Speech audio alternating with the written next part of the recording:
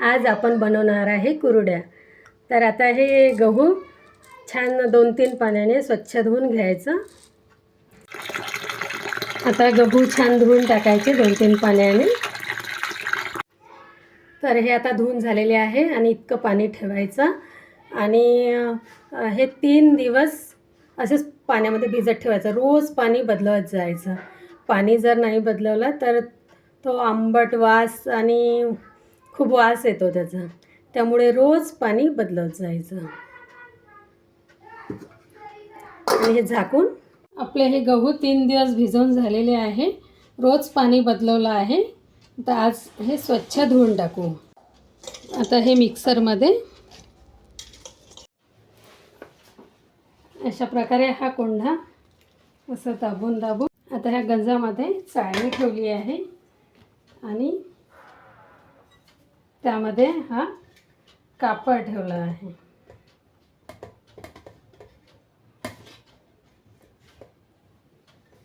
आणि चिक छान गप्प बसला आहे बुडाला। छान फिरवून घेते।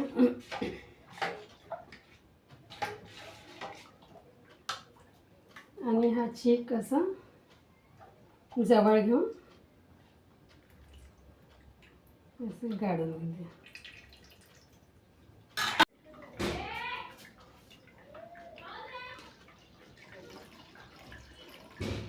अशा प्रकारे डबल गाळून घ्यायचं।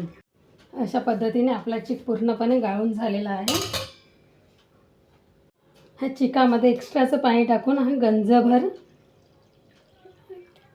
केला आहे आणि 4 तासानंतर 4 ते 5 तासानंतर याचं वरचं पाणी काढून घ्यायचं। आणखी दुसरं पाणी टाकायचं याच्यामध्ये।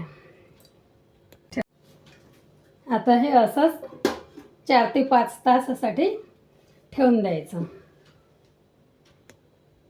पाणी असं जमा झालेलं आहे वरती। आता हे पाणी अलगद हाताने पाणी ओतून घेते। हे दुसऱ्यांदा आज सकाळी पाणी चेंज करते पुन्हा।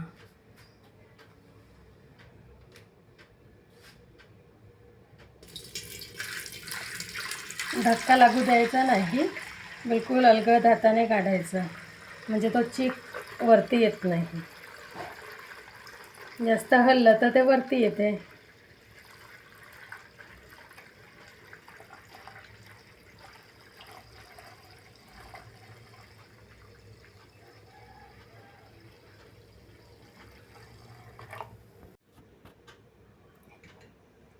एवढं पाणी निघालं।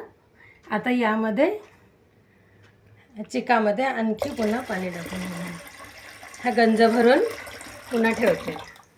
आणखी हे तिसऱ्यांदा पाणी आता काढून टाकते। आपल्याला कुरड्या आता बनवायचं आहे। पाणी थोडं जास्तच आहे आणि हा चिक आता पूर्णपणे काढून घ्यायचा।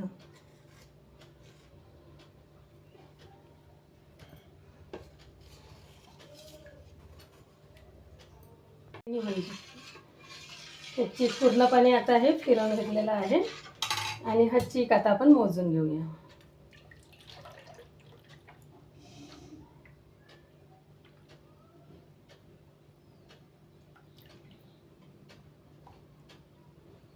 जवळपास एक भांड चिक झाला आहे। तर याच्यामध्ये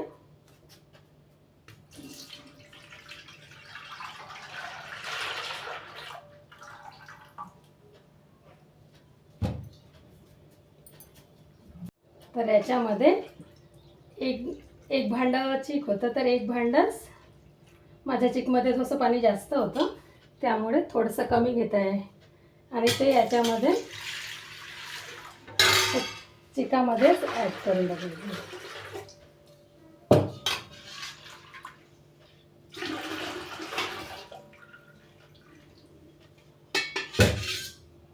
आणि हे असंच गॅसवर आता शिजायला ठेवतो।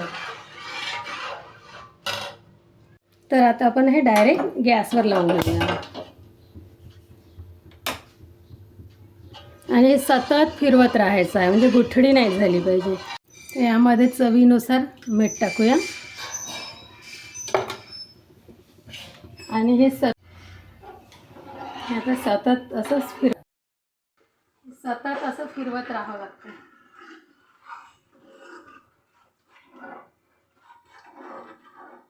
याला गरम पाण्याची वगैरे काही आवश्यकता नाही.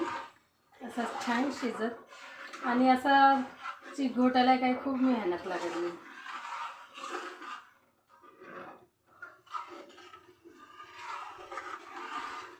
असं सतत फिरवत राहावं लागतं.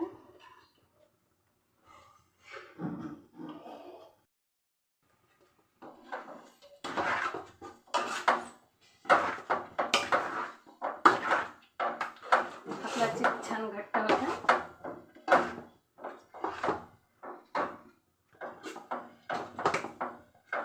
याच्या गुठळ्या पण नाही होत.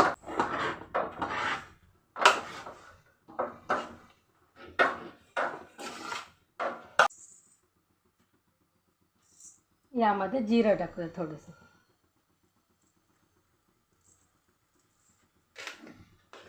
जिरं शेवटी टाकायचं. आधी टाकला तर जिऱ्याचा कलर उतरते, त्यामुळे कुरडई पांढरी नाही होत.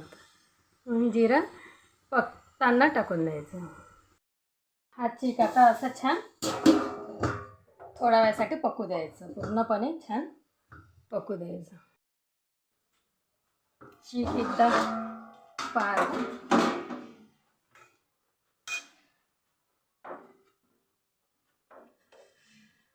छान झालेला आहे. शायनिंग पण आली आहे छान. एकदा पण फिरवून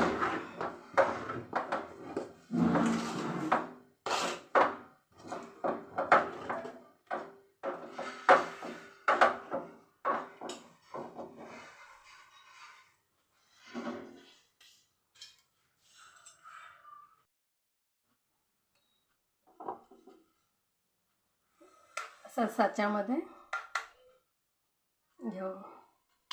सारण घ्यायचं आणि पाण्याचा हात लावायचा, म्हणजे हाताला चिपकत नाही. पाण्याचा हात घेऊन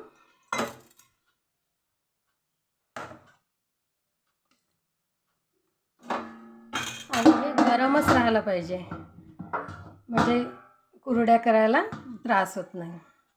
म्हणजे गरमच ठेवायचं झाकून.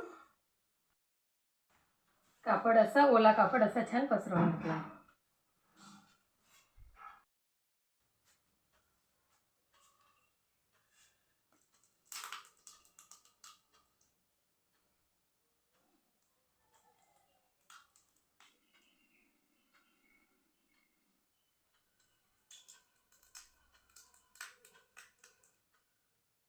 सिंगल राऊंड आला पाहिजे अशाच टाईप.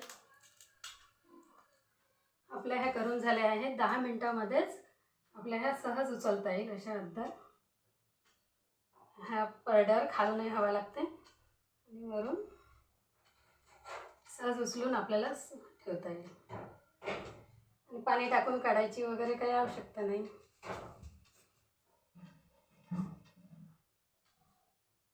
शेव पण पहा किती छान आली आहे. अशा प्रकारे आम्ही कपड्यावरच्या परड्यामध्ये असे उचलून घेतले आहे आणि आता हे उन्हामध्ये नेऊन ठेवून देते. ज्या मगाशी कपड्यावरून आपण ह्या परड्यामध्ये ठेवल्या होत्या कुरड्या, त्या एखादी उन्हामध्ये ठेवल्या होत्या. त्या एखादी तासानंतर पुन्हा पलटवून घ्यायच्या. ह्या पलटवून घेतलेल्या आहे आणि आता त्या अशा सुकल्या आहे. आणखी एक दिवस पुन्हा सुकवते, म्हणजे 2 दिवस कुरड्या छान सुकल्यानंतर खराब होत नाही आणि काळपटपणा येणार नाही आणि छान लागतात. आपली कुरडी किती छान तळण्यात आता आणि पांढरे शुभ्र पण झाली.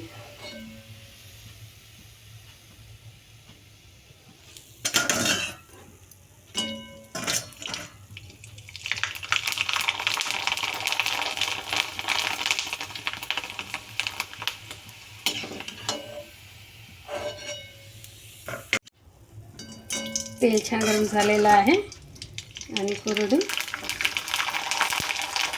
त्याचे डबल फुलायचं आहे.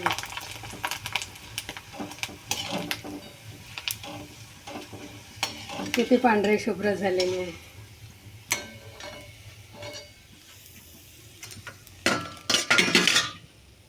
तयार आहे मग आपल्या पांढऱ्या शुभ्र छान कुरड्या मस्त झाल्या आहे.